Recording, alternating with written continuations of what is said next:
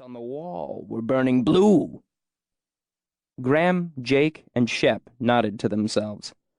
The three friends had grown up together, listening to Cobb's stories and ignoring his advice.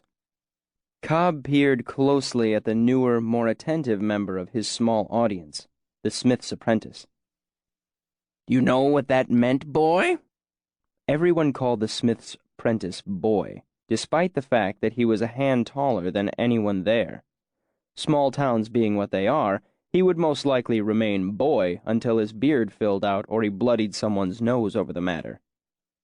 The boy gave a slow nod. "Thechandrian?" "That's right," Cobb said approvingly. "Thechandrian. Everyone knows that blue fire is one of their signs. Now, he was—" "But how'd they find him?" the boy interrupted. "And why didn't they kill him when they had the chance?" "Hush now. You'll get all the answers before the end," Jake said. "Just let him tell it." "No need for all that, Jake," Graham said. "Boy's just curious. Drink your drink." "I drank me drink already," Jake grumbled. "I need the other, but the innkeeper's still skinning rats in the back room." He raised his voice and knocked his empty mug hollowly on the top of the mahogany bar. "Oi! We're thirsty men in here!" The innkeeper appeared with 5 bowls of stew and 2 warm, round loaves of bread. He pulled more beer for Jake, Shep, and old Cobb, moving with an air of bustling efficiency.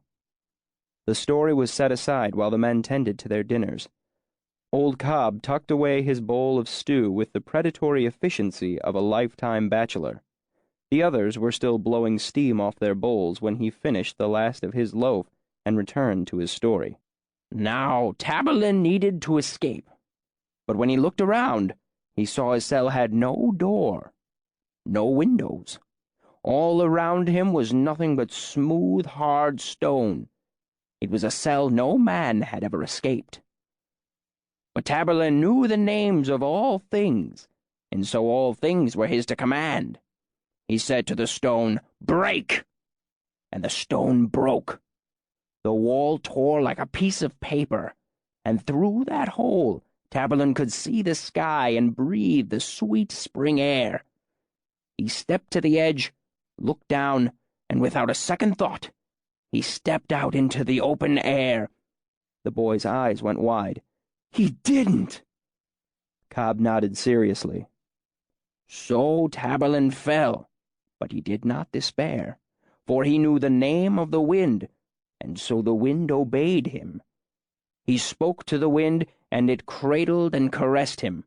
It bore him to the ground as gently as a puff of thistledown and set him on his feet softly as a mother's kiss. And when he got to the ground and felt his side where they'd stabbed him, he saw that it weren't hardly a scratch. Now maybe it was just a piece of luck." Cobb tapped the side of his nose knowingly. "Or maybe it had something to do with the amulet he was wearing under his shirt." "What amulet?"